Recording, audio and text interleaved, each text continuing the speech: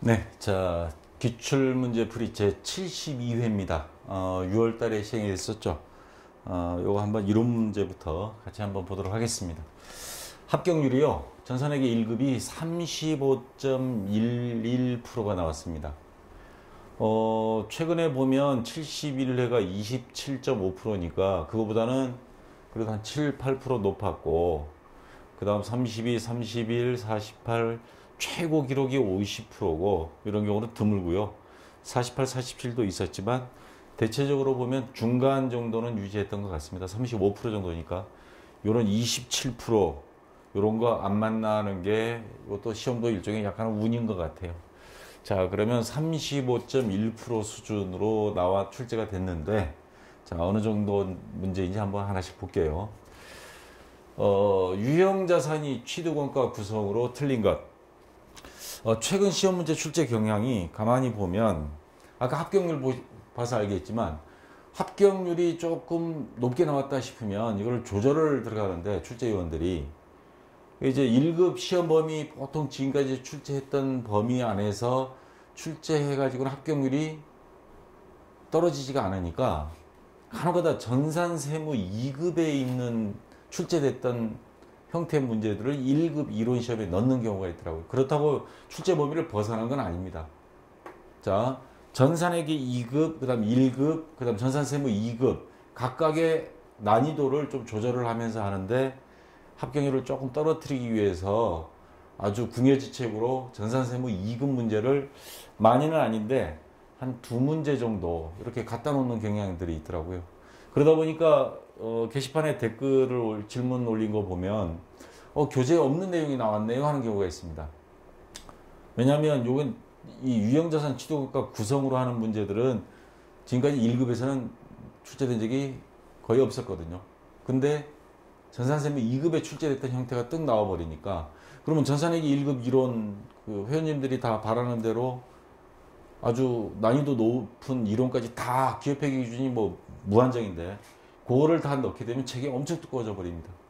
그래서 최근에 나오는 거 있으면 그거 중심으로 이렇게 하고 요것이 앞으로 종종 출제가 되는 형태를 띠고 있다 이런 것들이 그러면 어쩔 수 없이 전산세무 2급에 있는 이론을 전산회계 1급에도 종종 출제 1년에 그래도 최소 한 두 번 이상 나온 것들은 이론을 내용을 좀 추가하도록 하겠습니다. 여러분들이 그런 어려움이 있다는 거 좀 참고로 알아두시고 자 우선 전산세무 2급에서 출제됐던 형태인데 유형자산이 취득원가 구성으로 틀린 것 그랬습니다. 요거는 전산세무 2급에 가보면 요 내용은 있습니다. 자 있는데 자 취득원가 하면 유형자산이면 건물, 토지, 비품, 뭐 차량, 운반구 뭐 이런 것들이죠. 보통 그 자산, 유형자산을 우리가 구입을 하게 되면 이 자산 취득 금액만 들어가는 게 아니고 여기에 따른 재비용이 다 들어가죠. 자, 이 재비용 범주 안에 해당되는 것 3개가 있고 아닌 것, 틀린 것 하나를 여기다가 지금 출제한 겁니다. 보통 우리 전산회계 2급이나 1급에서는 재비용하면 운반비, 취등록세, 취득세, 등록세 뭐 이런 것들이 주로 들어갔는데 자 새로운 상품을 소개하는데 발생한 광고 선전비 이거는 이 재비용 항목으로 어떻게 여러분 보시기에 광고 선전비에 해당이 되는 거죠. 이거는 유형자산 취득하는 거하고는 직접적인 연관이 전혀 없는 겁니다. 그래서 일단 답은 나왔습니다. 그래서 전산세무 2급 문제를 그런 수준을 갖다 놓으면서도 그래도 답은 쉽게 찾을 수 있도록 요 1번을 내놨어요. 근데 세무 2급 가서 여러분 공부하시게 되면 요런 헷갈리는 것들 전혀 생판 보지도 않은 것들이 4개가 나옵니다. 자 기억 나온 김에 한번 미리 좀 공부 한번 해볼게요. 자본화 대상인 차입원가 말이 어렵죠. 답은 이미 찾았지만 이건 그냥 판매별 관리비고요. 자본화 대상 차입원가라고 하는 거는 유형자산 건물 같은 거를 매입하면서 토지 뭐 건물 이런 걸 매입하면서 금액이 크죠. 그러면 돈이 모자라면 어떻게 해요? 은행에서 대출을 받습니다. 대출 받으면 갚을 때 원금과 이자까지 갚아야 되겠죠. 요 이자를 뭐라 그러느냐? 자본화 대상인 차입 원가, 차입 대출받은 거, 차입금, 장기 차입금이죠 보통. 그에 대한 원가. 다시 말해서 요 대출 이자는 이 건물 취득 때문에 생긴 이자다. 그래서 요 이자는 재비용으로 본다, 이런 뜻입니다. 어렵죠? 자, 굳이 해석을 한다면 자본화 대상 건물 구입하면서, 건물 구입하면 자산이 늘어나고 그러다 보면 자본금도 늘어나는 거죠.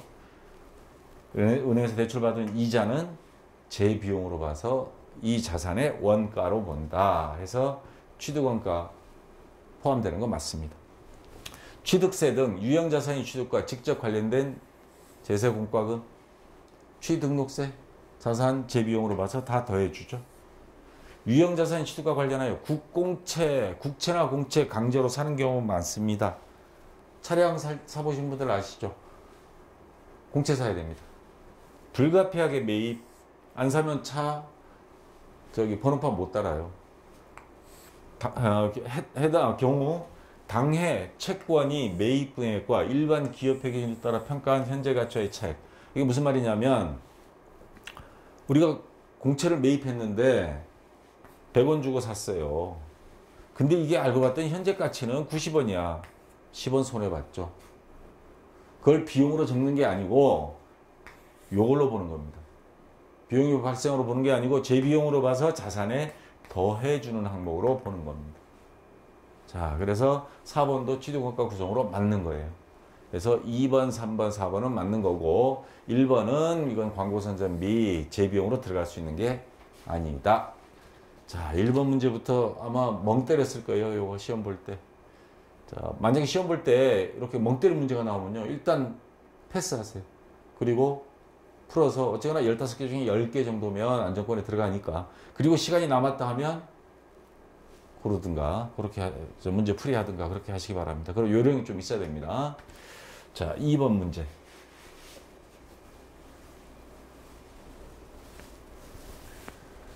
다음 주식회사 세무의 매도 가능 증권. 자, 증권 나오면 머리 아프죠? 단기 매매 증권이 있고요. 그 1년 이내에 시세 차익 노린 거. 매도 가능 증권은 1년 이상.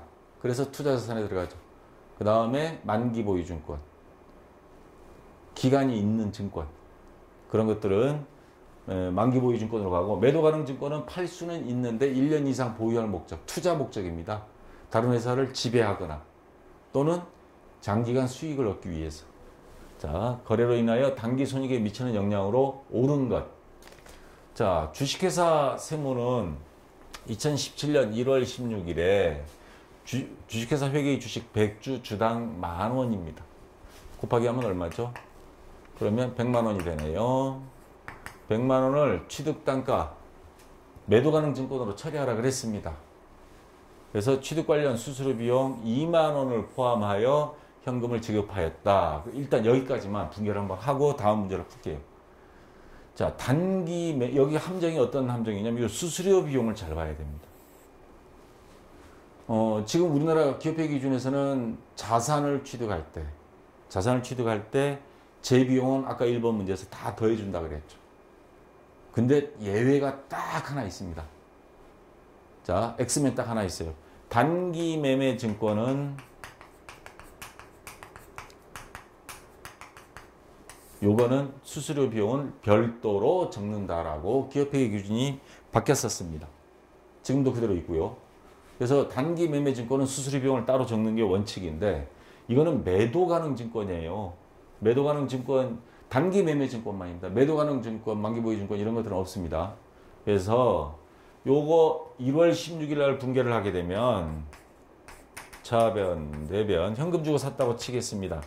그러면 현금, 수수료까지 전부 다 현금으로 지급했습니다. 그러면 100만 원에 2만 원 포함하면 102만 원. 그리고 차변에는 매도 가능 증권 102만 원. 자, 이렇게 해줍니다. 단기 매매 증권 같은 경우에는 수수료 비용 2만 원 이렇게 적겠지만, 자, 요거는 단기 매매 증권이 아닌 매도 가능 증권이니까 자, 이런 식으로 일단 분개를 해야 되고요. 자, 이러고 나서 보니까 다음 날 1월 17일에 요거를 어떻게 했습니까? 팔았습니다. 근데 얼마에 팔았느냐? 9,000원에. 단 50주만 팔았어요. 갑자기 돈이 필요했나 봐요. 그러면 요거 반토막 한번 해보세요. 지금 현재 단기매매증권이 102만 원어치 장부가액으로 돼 있는데 요거 절반 나누기 2 하면 얼마예요? 51만 원짜리를 얼마에 팔았느냐? 9,000원에 50주니까 45만 원에 팔았다는 소리죠. 그럼 앉은 자리에서 하루 만에 얼마? 6만 원 손해본 거죠. 그래서 요거 1월 17일 날 붕괴하면 자, 차변 현금으로 받았죠. 차변의 현금은 요 금액 45만 원 받았습니다. 45만 원. 그리고 대변에 요 매도 가능 증권 중에 요 51만 원은 없어집니다. 장부상에. 매도 가능 증권. 예, 51만 원 없어지고, 그럼 요 차익 6만 원. 45만 원, 51만 원 차익 6만 원은 매도 가능 증권 처분 손실. 매도 가능 증권 처분 손실 6만 원. 그래야 차변 대변 금액이 일치하니까요. 자, 요렇게 해서 매도 가능 증권 처분 손실이 생겼기 때문에 뭐예요? 단기 순이익이 6만 원 감소한다. 손실이 생겼으니까 이익이 줄어들겠죠. 그래서 2번에 3번이 정답이 되겠습니다. 자, 3번 문제 볼까요?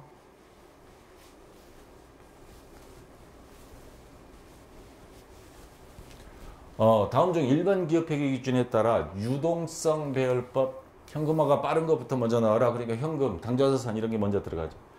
배열 순서로 옳은 것. 자, 건설 중인 자산, 상품, 투자 부동산, 외상 매출금.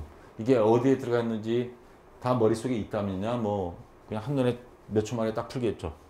자, 하나씩 볼게요. 외상 매출금 어디 들어가요? 요 순서대로 합시다. 우리도 유동성 배열법 순서대로. 당좌자산에 들어가죠. 얘가 1등이에요. 그 다음에 재고자산에 해당되는 거 있어요? 상품, 제공품, 제품, 요거 재고자산이죠. 얘가 2등이에요. 자, 그 다음 투자자산 유형, 무형입니다. 순서가. 투자부동산은 여기에 해당되겠죠. 투자자산. 그럼 얘가 3등이죠. 건설 중인 자산은 건물이 아직 미완성일 때 유형자산에 들어가죠. 4등. 자, 당좌 재고 여기까지는 아는데 투자 유형 무형이 어느 게 빠른지 헷갈리는 분들을 위해서 요거 제가 어디서 가져왔냐면 계정과목 및 적요 등록 딱 메뉴 항상 열어놓으라 그랬잖아요. 그거 딱 열어놓고 보면 그 순서대로 나와 있어요. 그래도 헷갈린다. 계정과목 적요 등록 요 메뉴에서 컨트롤 F 눌러가지고 빨리빨리 입력하세요. 그러면 이게 당좌인지 투자인지 유형인지 무형인지 나타나니까 그래서 순서 찾으면 됩니다. 자, 그래서 정답은 외상 매출금이 1등, 요거 2개고, 2등 상품, 그 다음에 투자 부동산이 3번째 하면 4번이 정답이 돼서, 자, 요런 거는 요령만 있으면 거저먹기 문제로 자, 맞출 수 있는 겁니다. 4번 문제 볼까요? 자, 요거는 생각과 계산을 좀 해봐야 되는데, 다음 중 단기 말이 장부상 재고 금액. 단기 말이에요. 그러니까 기말 상품 재고액이 되겠죠. 실제 재고 금액보다 큰 경우에요. 실제는 적은데 재고 파악을 했더니 감모 손실이 있거나 뭐가 있겠죠. 장부상 금액이 많을 경우 발생할 수 있는 상황으로 옳은 것. 단 단기와 내년 것까지 매출 총이익이 발생한 경우 전부 다 매출 총이익이 나왔어요. 발생한 경우로 한정해서 단기 매출원가가 과대냐, 차기 매출원가가 과소 또는 과대, 단기 매출총이익이 과대, 차기 매출총이익이 과소 또는 과대, 요거를 찾아봐라 하는 겁니다. 요거는 금액을 한번 살짝 대입해 봐야 돼요. 머릿속 굴리게 되면 아참 반대 방향으로 생각할 수 있기 때문에. 그래서 자, 요거 하나씩 한번 보겠습니다. 우선 기초상품 재고액 10원이라고 가정해 볼게요. 단기 순매입액이 100원이다. 기말 상품 재고액이 지금 실제가 요거 여기 다시 써볼게요. 실제 장부 원래 이렇게 해야 맞는 건데 장부상에 자 요거를 20원 30원 했다 칠까요? 실제는 20원인데 왜 장부가 많다 그랬으니까 요렇게 했다는 소리예요. 그러면 자 20원 해야 되는데 30원 적었어요. 20원 할 때 하고 비교해 볼까요? 이거 하면 얼마예요? 110원에서 30원 빼면 요 매출원가는 80원 나오죠. 자, 맞죠? 그 다음 20원 하게 되면 매출원가는 얼마예요? 원래 정확하게 하면 이거는 지금 잘못 입력이 된 거고 20원 하게 되면 그럼 90원이 되는 거죠. 그러면 단기 매출원가는 지금 얼마예요? 30원으로 하는 바람에 매출원가는 어떻게 됐어요? 단기 매출원가는 적게 기록이 된 거죠. 과소 기록이 되어 있습니다. 자, 그러면 내년도 한번 가보겠습니다. 요 30원이 그대로 갔다고 칠게요. 기초가 내년에는 20원, 요게 뭐 200원이라고 가정을 할게요. 요 기초가 일로 넘어오죠. 이게 기말인데 내년에는 이게 기초가 되는 거죠. 그럼 30원. 자, 기말은 뭐 20원이라고 가정할게요. 지금 잘못된 거는 요거 잘못됐고 요 잘못된 게 그대로 장부 모르고 넘어가면 내년에도 이렇게 넘어가 버리는 거죠. 이런 경우에는 매출원가가 어떻게 돼요? 320원에서 20원 빼면 300원 나온단 말이에요. 원래는 얘가 20원이면 이게 정확한 금액 20원으로 표기가 됐다면 똑같은 나머지 조건이 똑같다. 마이너스 20원이다. 그러면 얘는 290원.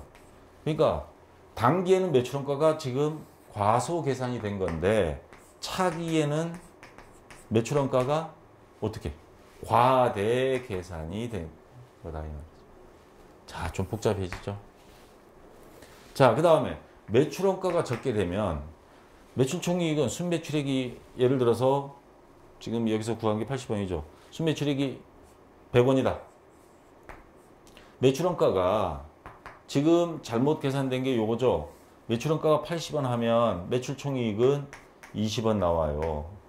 근데 만약에 요렇게 했다. 정확한 걸로 했다. 100원 마이너스 90원 했다 하면 10원이 나와야죠. 그러니까 지금 잘못된 거 기준으로 보면 매출총이익은 자, 매출원가가 과소가 됐으니까 매출총이익은 과대가 된 거죠.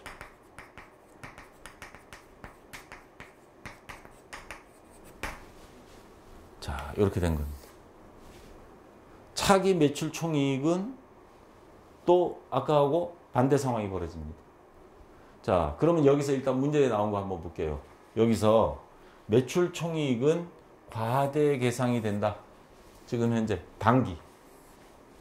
단기만 놓고 봤을 때 매출총이익은 과대된다. 왜?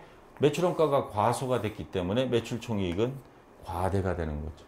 그래서 정답은 일단 3번이 해당이 되고요. 1번 같은 경우 단기 매출원가가 과대 계상된다? 과소가 된 거죠.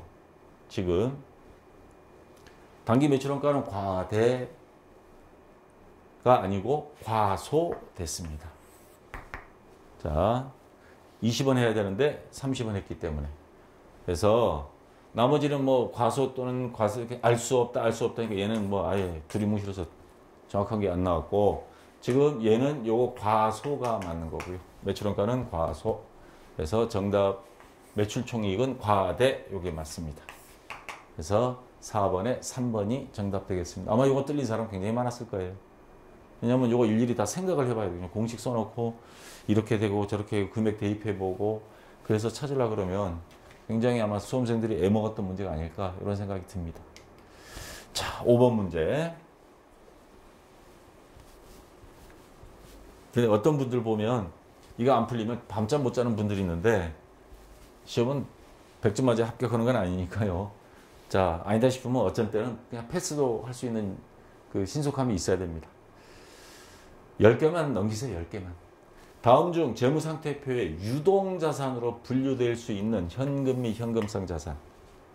자, 이거는 여러분들이 뭐 어려운 질문은 아니에요. 현금 및 현금성 자산, 특히 현금성 자산하면 우리가 머릿속에 있는 게 있죠. 3개월 이내에 어쩌고저쩌고 돼 있는 거.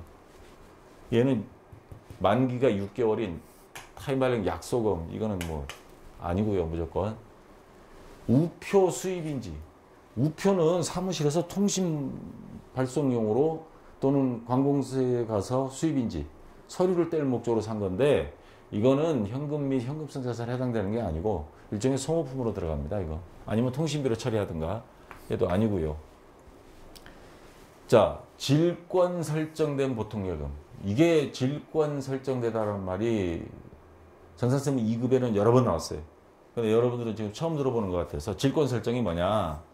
채권자가 채권이 담보로서 채무자 또는 제3자로부터 받은 담보 물건을 질권이라 하고, 질권 설정은 이러한 권리를 발생하는 것을 질권 설정, 담보물에 대해서 담보 설정했다. 은행에 대출 받을 때 담보 설정하는 경우 있죠.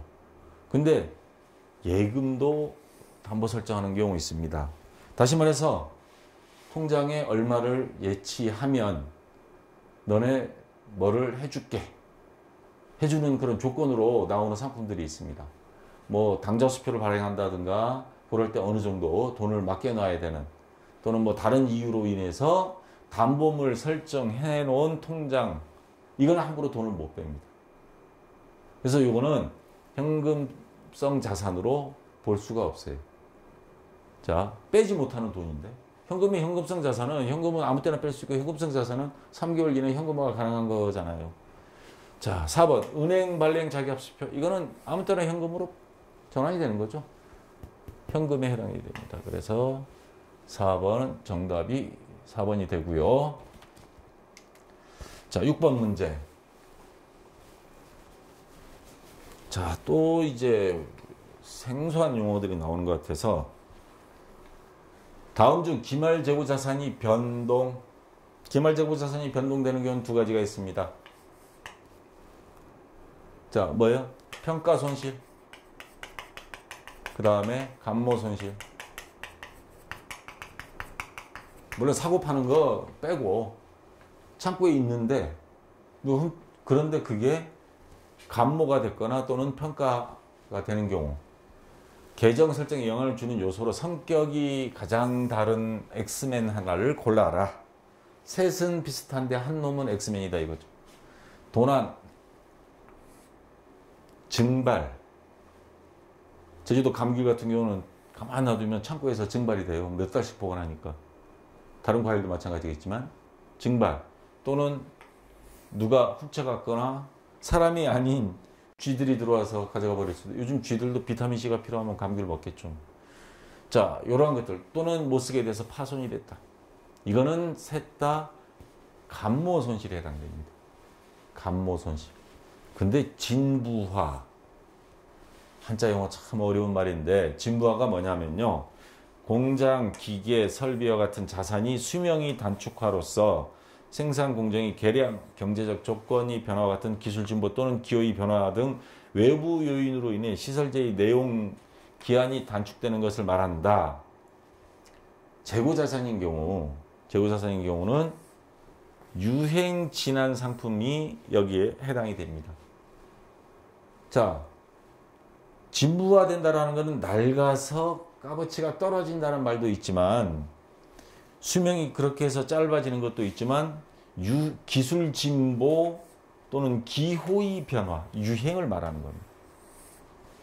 옛날에는 컴퓨터 여러분들 또는 자동차, 새로운 차들이 나오면 옛날 차는 얼마 타지도 않았는데 중고 가격이 뚝 떨어진 경우가 있을 수 있겠죠. 특히 유행 지난 옷, 재고자산 중에서 이거는 세일 해가지고 아주 싸게 나오는 경우들이 있죠. 자, 그거 잡으러 아줌마들은 보면 쇼핑을 하루 종일 하는데, 남자들은 뒤에서 죽을 맛이죠. 질 좋고 싼 거 찾으러 다니는데 서방님 죽어가는 건 모르고, 진부화라는 건 대표적인 게 바로 이겁니다. 그래서 이거는 어디에 해당되는 거냐? 평가 손실에 해당되는 거죠. 유행 지난 옷, 증발됐거나 파손됐거나 도난받은 거 아니에요. 근데 가격이 떨어졌어요. 왜? 특별히 세일하는 경우. 유행 지나서 진부화가 됐으니까 평가 손실에 해당이 되는 거죠. 그래서 요 1번, 3번, 4번은 감모 손실에 해당되고 얘는 뭐예요? 평가 손실에 해당이 되는 거라서 X면입니다. 여기서는. 그래서 2번이 정답이 되고요. 자, 7번 문제.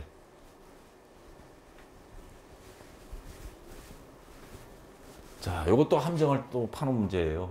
전혀 생소한 게 하나 나왔는데 다음 중 재무상태표에서 해당 자산이나 부채의 차감적인 평가 항목, 일명 전산회계 2급에서 내가 거머리 계정이라고 한 거 있죠. 탁 달라붙어서 나 빼고 계산해 하는 거. 자, 그걸 선택해라 하는 문제입니다. 그래서 감가상각유계 대손충당은 먼저 할까요? 나와봐요. 외상매출금 밑에 160만 원 빼고 계산하죠. 얘 빼고. 받을 원 밑에 대손충당은 빼고 얘 계산합니다. 이게 바로 평가계정이라는 겁니다. 얘는 얼굴은 전국 수사하게 생겼는데 통지표 받아보면 아니죠. 통지표가 평가계정이에요. 성적 평가한 결과. 그걸 숨기다가 목숨을 잃는 경우도 있습니다. 자, 그 다음 감가상각유계액은 건물 밑에 거머리처럼 붙어 있죠. 요거 빼고 얘 계산하죠. 낡아버린 거. 그 다음에 사채 할인 발행 차금, 사채, 여러분 이거 전부 다 재무상태표에서 제가 찾아낸 거예요. 혹시 뭐 하면 재무상태표 한번 쭉 보세요. 사채 바로 밑에 사채 할인 발행 차금. 사채 2천만 원 발행했는데 그 중에 500만 원 차금이 있어요. 그건 1,500만 원만.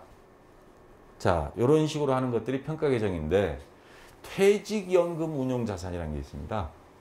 근데 여러분들 재무상태표 비유동 부채에 가보면 여기 비유동 부채잖아요. 사채도. 장기차입금이고 퇴직급여 충당 부채라고 있습니다. 이거는 뭐를 말하냐면 우리 직원들이 1년 더 근무할 때마다 직원이 10명이다. 1년 더 근무할 때마다 보통 평균적으로 한 달치 월급에 해당되는 1년이면 한 달 정도 직원들 그만둔다 그러면 줘야 될 퇴직금이 있죠. 그거를 퇴직급여 충당 부채라 그래요. 이건 회사의 빚이 차곡차곡 쌓입니다. 내년에 여기 또 추가돼요. 직원 10명 전체에 대해서 1년치 퇴직금. 계속 쌓여갑니다. 이거는 비유동 부채가 점점 커지는데 근데 직원들이 한꺼번에 나가게 되면 회사에서 그 퇴직금을 한꺼번에 정산하느라 회사가 망할 수도 있어요. 그래서 어떻게 하느냐. 매년 결산을 할 때 퇴직금을 다른 금융기관에다가 요즘은 맡기기도 하고 회사에서 직접 관리하기도 하고 또 부도가 나면 직원들 퇴직금 못 받는 경우도 생기니까 요즘은 법으로 어떻게 금융기관에 위탁하는 경우가 있죠. 그래서 맡긴 게 바로 퇴직연금 운용자산. 아예 매해 퇴직급여를 줘가지고 직접 관리해라. 확정급여형 뭐 두 가지 종류가 있죠. 기여형, 급여형 두 가지 있는데 자, 근데 회사에서 관련하는 경우 그 통장이 회사에 있어요. 그래서 자산 쪽에 가보면 퇴직연금 운영자산이라는 자산 항목이 있습니다. 여러분들 개정법인 적용해서 검색해보면 나올 거예요. 근데 이 자산은 우리 회사 자산이 아니에요. 바로 요 퇴직금 주려고. 그래서 다른 것들은 평가 계정들이 바로 그 밑에 거머리처럼 붙어 있는데 얘는 거머리처럼 붙어 있지 않고 얘는 자산 항목에 가 있고 얘는 퇴직급여 충당 부채는 요거에 대비해서 모아놓은 돈이지만 얘는 비유동 부채에 가 있어요. 그래서 결과론적으로 보면 자산 마이너스 부채가 돼서 퉁치면 없어지는 평가 계정의 성격을 띈다라고 보는 겁니다. 그래서 얘도 평가 계정인 건 맞아요. 요거를 퇴직금을 주기 위해서 운용 자산을 만들어서 통장을 회사에서 갖고 있는 거죠. 자, 얘도 평가 계정입니다. 근데 이 문제는 지금까지 처음 나왔어요. 자, 그러면 모두 선택해라 그랬으니까 4개 다 하나 달아. 4번이 정답이 되겠습니다. 자, 됐고요. 8번 문제.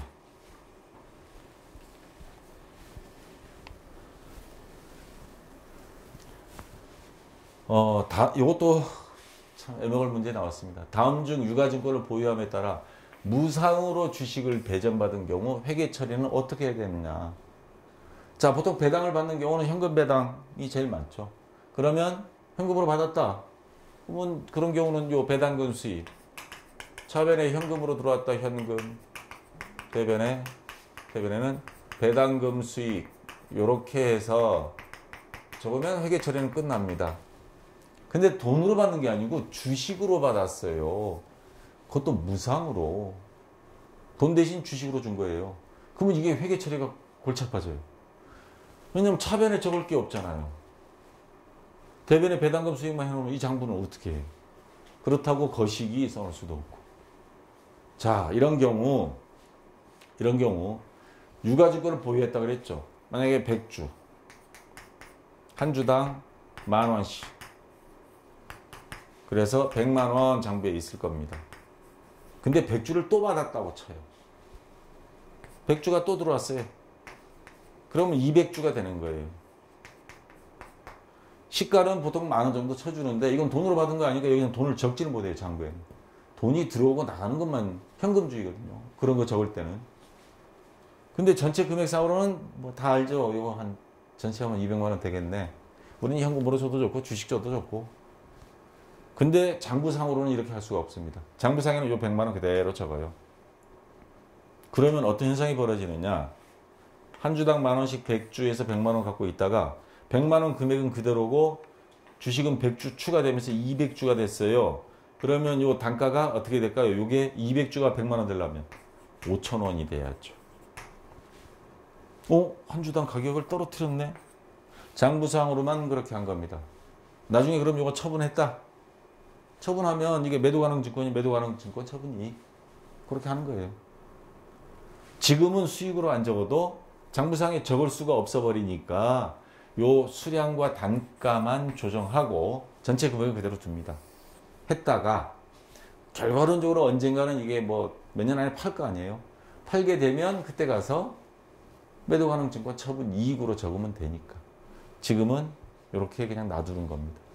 자, 그래서 거기에 해당되는 거 어디 갔나. 장부 가액을 증가시키는 회계처리를 하지 않고 수량과 단가를 새로 계산한다. 2번에 해당되는 겁니다. 2번에 증가시키는 회계처리, 돈도 안 들어왔는데 증가 못 시키죠. 요것도 틀렸고. 자, 그래서 2번이 정답이 되겠습니다. 참 이 시험 72회 시험 이론 문제 보면서 이론에서 아주 진을 빼놨을 것 같아요. 머리가 아플 정도로. 저도 강의하면서 실무보다 이론 강의가 조금 어려워요. 이게 설명 어디까지 해줘야 될까 하는 그런 문제도 있고. 자, 오히려 원가 회계 쪽이 쉽습니다. 그런 면에서는. 이게 딱딱 객관식으로 답이 나오는 것들이 많아서. 다음 중 종합원가 계산의 특징과 가장 관련이 있는 것. 종합원가 계산이라는 게 뭐예요? 대량 생산하는 시스템 공장에 사용하는 장부 기록 방식이죠.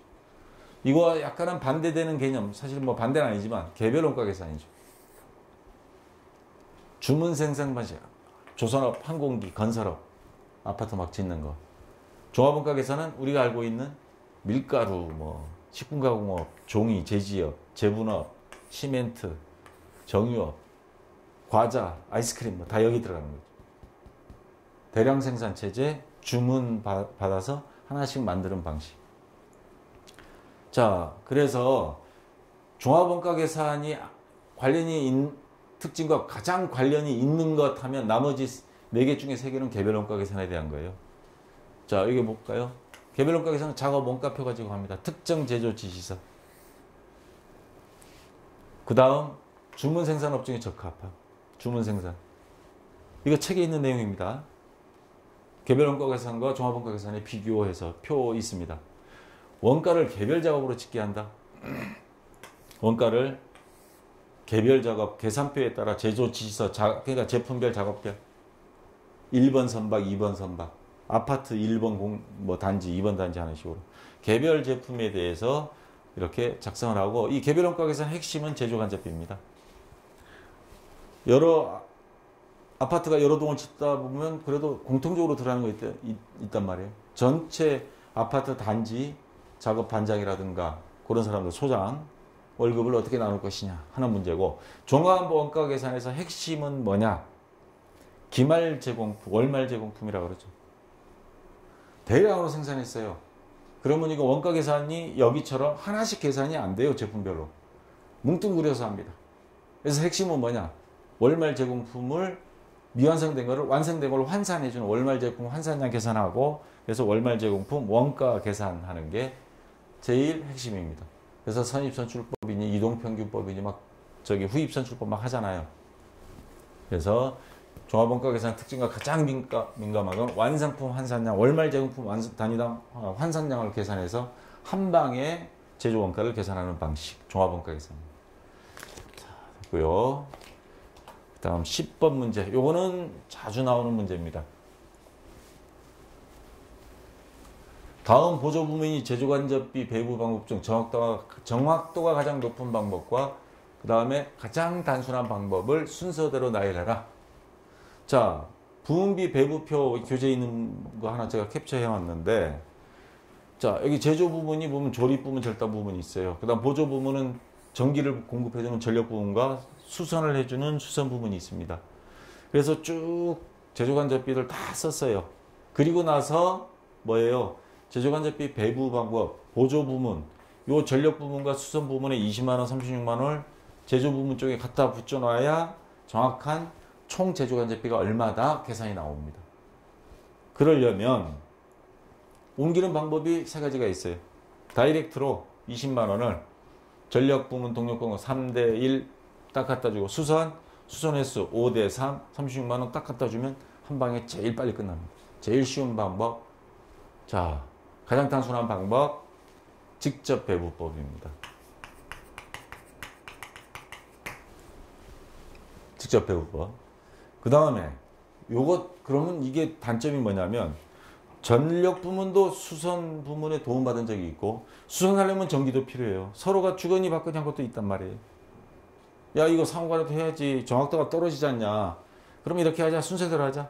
수선 부문 거를 여기로 보내고 여기 온 다음에 그 합쳐서 다시 어떤 기준으로 딱 나눠주자. 단계적으로 하자. 그래서 계절식 배부법 또는 단계 배부법. 중간 단계가 바로 단계 배부법이고요. 야, 그러면 수선을 전력으로 갖다 줬지만 전력은 수선에 안 줬잖냐. 서로가 한 번씩 주고받고 해야 더 정확한 거지. 그래서 수선을 전력 여기 다 주고 전력도 세 군데로 다 주고 여기 기준은 있어요. 배부 기준은. 요 세 개씩. 이런 식으로 상호 간에도 주거니 받거니 한 번 한 다음에 그리고 나서 여기 있는 거를 마지막으로 한 번 더 갖다 주는 방법.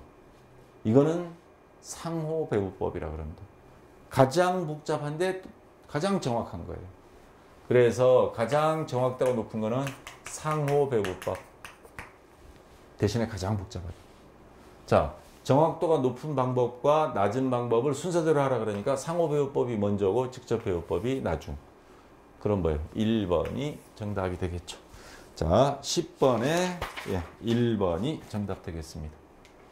자, 다음 11번 문제. 다음 원가 개념에 대한 설명이다. 물리치료사 수험서 구입비 25,000원은 어떤 원가를 의미하는가? 어리둥절한 문제가 나왔어요. 어려운 건 아니에요.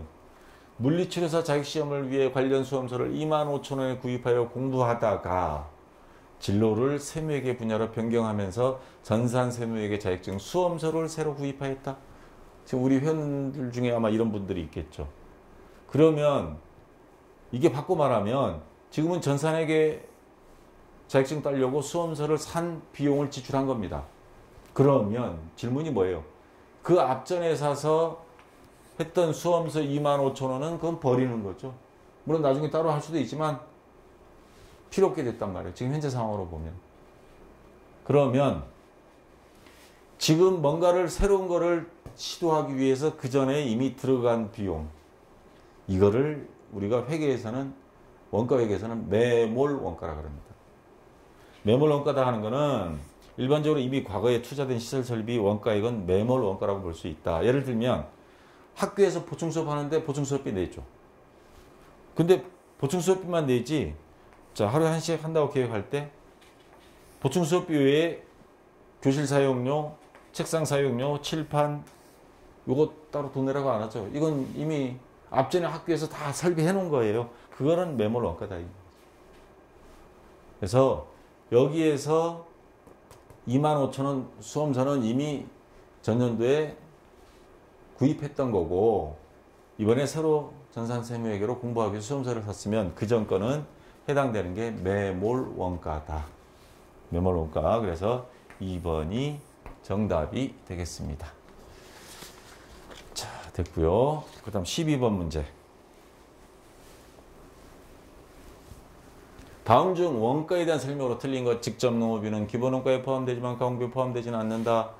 뭐 직접비, 간접비, 제조간접비 뭐 쭉 나왔습니다. 여기서 용어 기본 원가 요 개념 조금 확인 한번 들어가겠어요. 기본 원가다 하는 거는 여기 는자인데, 기본 원가다 하는 건 제품을 만드는데, 예를 들어서 요 칠판을 만든다. 이거에 들어가는 비용 아주 간단하게 본다면 여기에 들어간 재료비, 주요 재료 이게 가장 크고, 그 다음에 이거 가공하려면 사람이 와서 일해야 되고 전기 있어야 되고, 그래서 그런 재료비 외에 나머지 노무비, 경비, 제조간접비를 다 묶어서 뭐라 하느냐? 가공비. 그래서 기본 원가 하면 주요 재료비와 가공비 이렇게 구분하는 방식이 있습니다.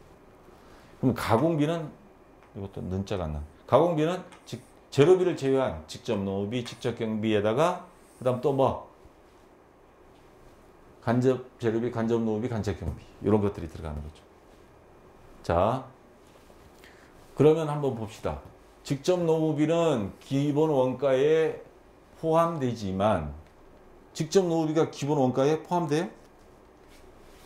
직접 노무비는 주요 재료비, 가공비, 예, 여기 있네요. 가공비, 직접 노무비는 요 안에 있으니까, 가공비는 요 직접 노무비 안에 있으니까 포함되지만, 요 말은 맞습니다. 예. 가공비에 포함되지는 않는다. 직접 노무비는 가공비잖아요. 포함된다가 맞는 거죠. 그래서 틀린 거 찾으라고 그랬으니까 1번이 정답이 되고요. 직접비와 간접비는 추적 가능성에 따른 분류이다. 자, 추적 가능한 것, 직접비, 직접 재료비, 직접 노무비. 추적이 불가능하다. 여기저기 다 일하는 사람, 간접 노무비. 그거 묶어서 제조간접비라고 그러죠. 그래서 추적 가능성에 따른 분류이다. 맞고요. 제조간접비란 간접 재료비, 간접 노무비, 간접 제조경비의 합이다. 맞고. 판매 활동과 일반 관리, 판매 관리비죠. 발생하는 원가로서 제조활동과 직접적인 관련이 없으니까 우리가 판매비와 관리비 800번대를 쓰고 있잖아요. 그래서 이런 걸 뭐라고 하느냐? 비제조 원가, 제조와 관련이 없는 거, 판매비와 관리비 그렇게 쓰고 있죠. 비제조 원가라 그럽니다. 자, 제조 원가는 500번대, 비제조 원가는 800번대 쓰고 있죠. 그래서 이것도 맞는 거고요. 그래서 1번이 정답 되겠습니다. 자, 13번 문제.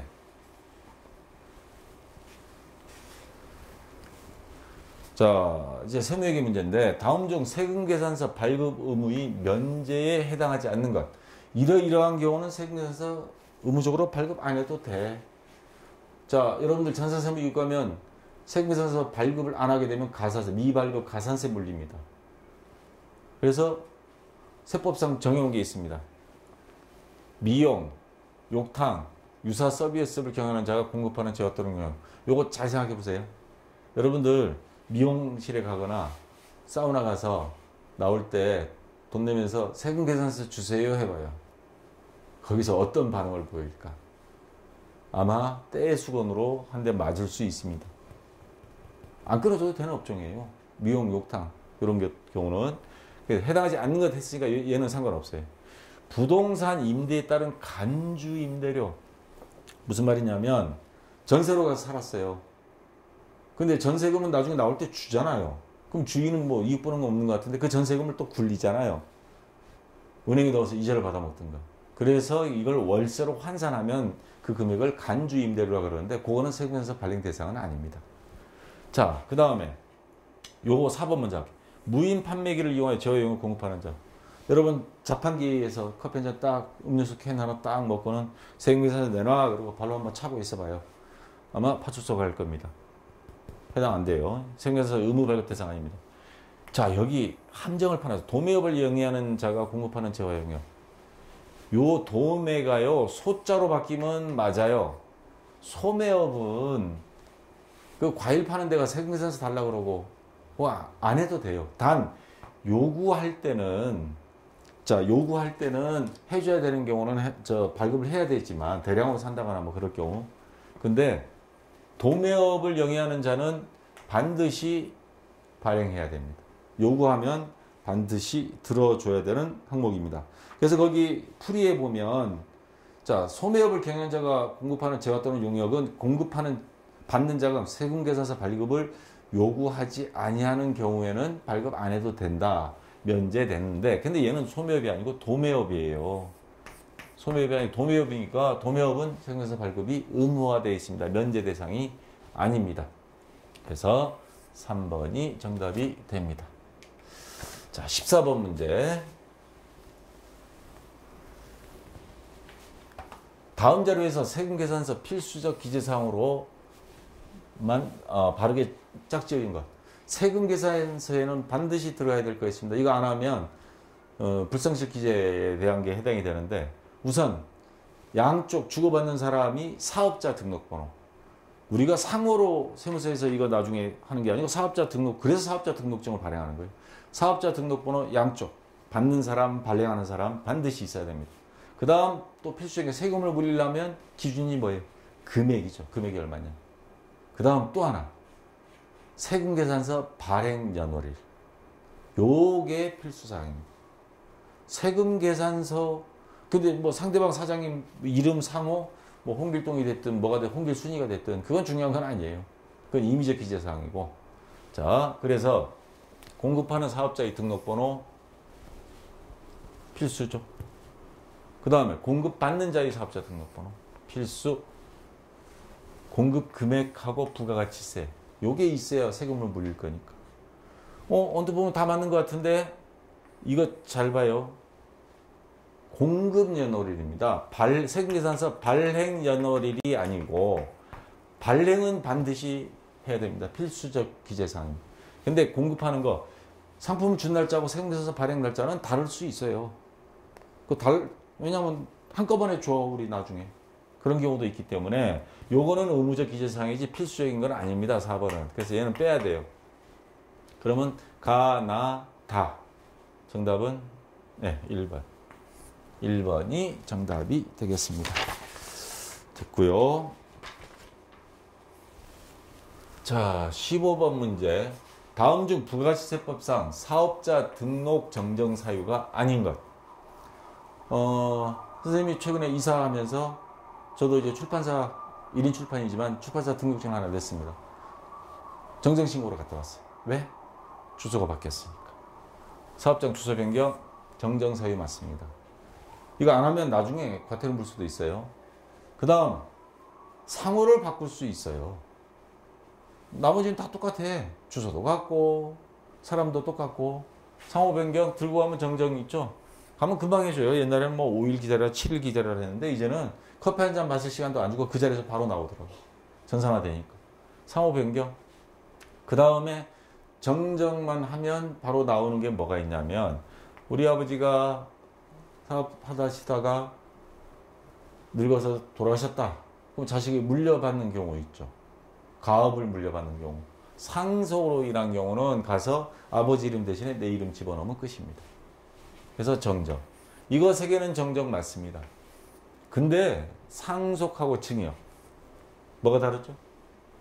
증여는 아버지가 멀쩡히 살아계신데 아들한테 주거나, 상속은 어쩔 수 없이 받아야 돼요. 근데 증여는 선택사항이잖아요. 줘도 되고 딴 사람 줘도 되고. 증여인 경우에 사업자가 바뀌는 거는, 이거는 폐업 신고하고 새로 사업자 등록증을 신고해야 됩니다. 이런 경우, 증여로 인한 경우. 그래서 거기 15번 보면 부가세법 시행령 제14조에 증여로 인한 사업자 명의 변경은 기존 사업장 폐업과 신규 사업자 등록 사유이다. 그래서 상속은 어쩔 수 없이 받아야 되는 사항이지만 증여는 제3자한테 갈 수도 있는 거기 있고 안 줘도 되고 그런 거기 때문에 선택이 가능한 거기 때문에 3번은 정정 사유가 아니고 신규 사업자 등록 신청 사유에 해당이 되는 겁니다. 그래서 15번에 3번입니다. 자, 72회가 합격률이 조금 저조한 이유는 이론 문제에서 전산세무 2급 수준에 해당되는 문제 몇 문제가 왔고 또 좀 복잡하게 살짝 함정을 파는 것들이 많았습니다. 자, 여러분들 수고했고요. 좀 쉬었다가 실무시험 들어가도록 하겠습니다. 자, 수고했습니다.